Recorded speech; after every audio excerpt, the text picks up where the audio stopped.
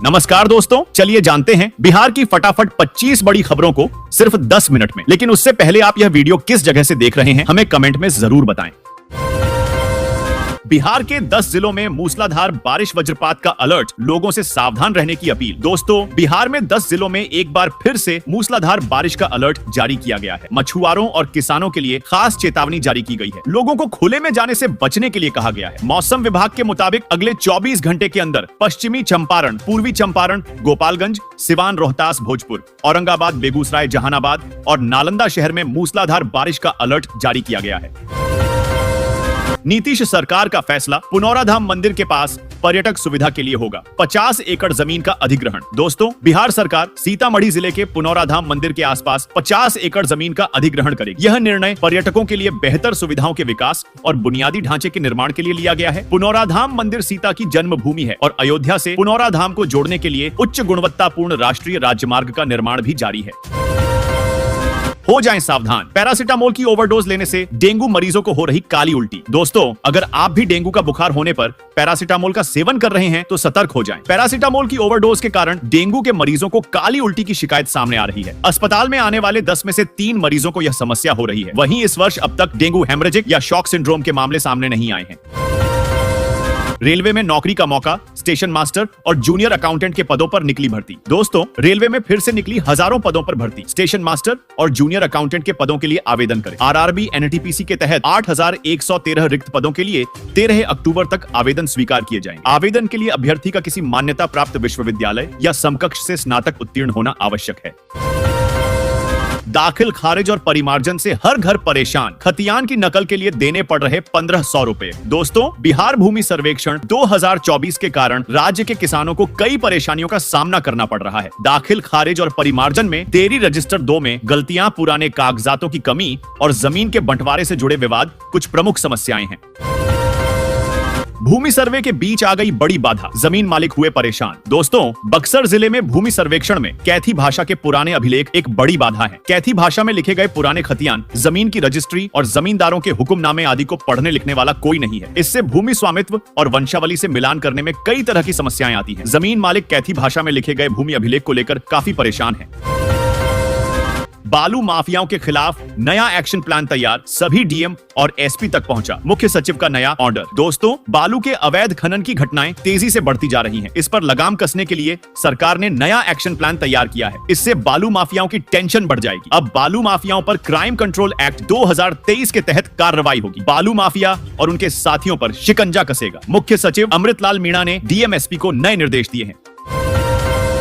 Bihar board वाले परीक्षार्थी ध्यान दें, डमी रजिस्ट्रेशन कार्ड को लेकर नई जानकारी आई सामने। दोस्तों, बिहार बोर्ड की इंटर और मैट्रिक वार्षिक परीक्षा के लिए नई जानकारी सामने आई है। दरअसल बिहार विद्यालय परीक्षा समिति ने डमी पंजीयन कार्ड हस्ताक्षर के साथ अपलोड करने की तिथि बढ़ा दी है। बता दें कि पहले यह तिथि 9 सितंबर थी। तय तिथि तक अपलोड नहीं करने पर परीक्षा फॉर्म भरने की अनुमति नहीं मिलेगी। वहीं पटना के स्कूलों से 500 सीबीएसई शिक्षकों को प्रशिक्षण देने की तैयारी है। 2 मार्गों से होगा टाटा पटना वंदे भारत ट्रेन का परिचालन। देखें रूट चार्ट और किराया। दोस्तों, टाटा पटना वंदे भारत ट्रेन को 2 मार्गों से चलाया जाना है। रेलवे विभाग ने इस संबंध में जानकारी दी है। बता दें कि मंगलवार को टाटा पटना वंदे भारत ट्रेन का संचालन नहीं होगा। अगर किराए की बात करें, पटना से गया का किराया चेयर कार में 650 रुपए होगा। वहीं एग्जीक्यूटिव क्लास का किराया 1070 रुपए होगा। नहीं रहे पप्पू यादव के पिता चंद्र नारायण यादव, पटना के एम्स में हुआ निधन। दोस्तों, पूर्णिया से सांसद पप्पू यादव के पिता चंद्र नारायण यादव का निधन हो गया है। उन्होंने पटना के एम्स अस्पताल में आखिरी सांस ली। उनके निधन के बारे में पप्पू यादव ने खुद ट्वीट के माध्यम से जानकारी दी। इस घटना के बाद सियासी गलियारों में शोक की लहर दौड़ गई है। पप्पू यादव ने ट्वीट के साथ एक तस्वीर भी साझा की है। अररिया में पिकअप में लौट करके ले जा रहे 4 दर्जन मवेशी, फिर पुलिस की पड़ी नजर तो सिखा दिया सबक। दोस्तों, अररिया की फारबिसगंज पुलिस ने 4 लेन पर 7 पिकअप वाहनों से 4 दर्जन से अधिक मवेशी पकड़े, जिनमें बछड़े, गाय और भैंस शामिल हैं। पुलिस ने 6 लोगों को हिरासत में लिया और उनसे पूछताछ की जा रही है। मवेशियों को चिकित्सक की जांच के बाद स्थानीय गौशाला को सौंपा जाएगा। पुलिस हर स्तर से जांच में जुट गई है। राहुल गांधी को आतंकवादी कहे जाने पर सियासी बवाल, कांग्रेस विधायक ने पीएम मोदी से कर दी बड़ी मांग। दोस्तों, राहुल गांधी को आतंकवादी कहे जाने वाले बयान को लेकर बिहार में मच गया है। दरअसल केंद्रीय रेल राज्य मंत्री रवनीत सिंह बिट्टू ने लोकसभा के नेता प्रतिपक्ष को आतंकवादी शब्द से संबोधित किया। इसको लेकर भागलपुर से विधायक अजीत शर्मा ने सत्ता पक्ष से अलग मांग कर दी है। उन्होंने पीएम मोदी से मंत्री को हटाने की मांग की है। जितिया के दिन बिहार के सरकारी स्कूलों में नहीं होगी परीक्षा, शिक्षा विभाग ने बदली तारीख। दोस्तों, बिहार के में जितिया के दिन सरकारी स्कूलों में होने वाली परीक्षा रद्द कर दी गई है। अब ये परीक्षा 26 सितंबर को होगी। शिक्षा विभाग ने तीज और जितिया की छुट्टी का ऐलान किया था। कक्षा 1 और 2 की परीक्षा मौखिक है, जबकि कक्षा 3 से 8 तक के लिए लिखित परीक्षा होगी। शिक्षकों के लिए भी निर्देश जारी किए गए हैं। सदर अस्पताल से नवजात गायब, 60,000 में हुई डील, गार्ड समेत खरीदार गिरफ्तार। दोस्तों, बेगूसराय सदर अस्पताल से बच्चा चोरी का मामला सामने आया है। बताया जा रहा है कि नवजात की 60,000 रुपए में डील हुई थी, लेकिन पुलिस ने त्वरित कार्रवाई करते हुए मामले को सुलझा लिया। इस मामले में गार्ड और खरीदार को गिरफ्तार किया गया है। बता दें कि नवजात को एसएनसीयू चोरी किया गया था।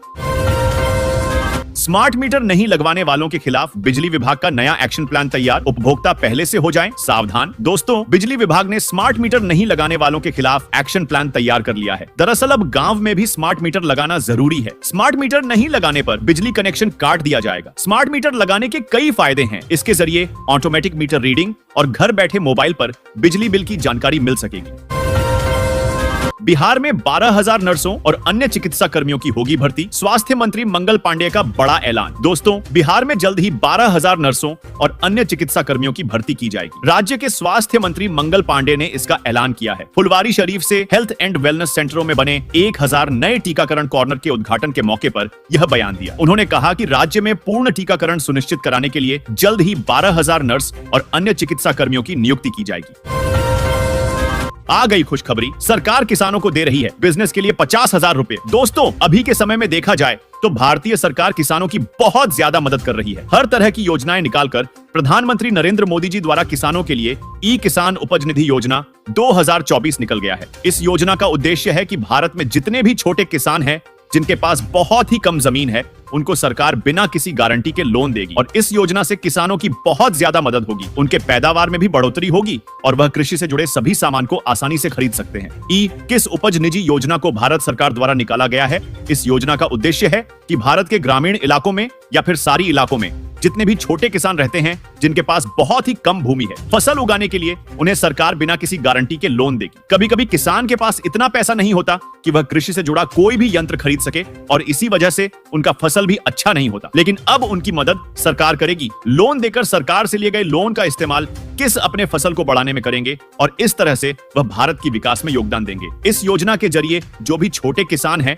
उनके लिए सरकार गोदाम भी उपलब्ध करवाएगी। यानी सरकार चाहती है कि इस योजना की मदद से पूरे किस आत्मनिर्भर बन जाए, उन्हें दूसरों के भरोसे ना रहना पड़े। चलिए, इस योजना के बारे में जितनी भी जरूरी जानकारी है मैं आप लोगों को बताता हूं। जैसे कि आवेदन कैसे करना है, आवेदक से जुड़े सभी दस्तावेज और पात्रता, यह सब चीज जानना आप लोगों के लिए बहुत ज्यादा जरूरी है। अगर कोई भी मध्यवर्गीय किसान इस योजना में आवेदन करता है तो उसे बिना किसी गारंटी के लोन दिया जाएगा, बहुत ही कम ब्याज पर। इस योजना में आवेदन करने वाले किसान को पंजीकृत गोदाम की भी सुविधा दी जाएगी, जिससे कि किसानों के फसल में पहले से ज्यादा वृद्धि होगा। अगर कोई किसान ई किसान उपज निधि योजना 2024 में आवेदन करता है तो सरकार उसे 7% ब्याज की दर पर लोन प्रदान करेगी। इस योजना से सरकार चाहती है कि किस आत्मनिर्भर बने और उनको दूसरे पर आश्रित ना रहना पड़े, उनकी फसल अच्छी हो, जिससे कि वह भारत के विकास में अपनी सहायता करे। ई किसान उपज निधि योजना में आवेदन करने के लिए जरूरी दस्तावेज Aadhaar card, PAN card, mobile number, आय प्रमाण पत्र, जाति प्रमाण पत्र, निवास प्रमाण पत्र,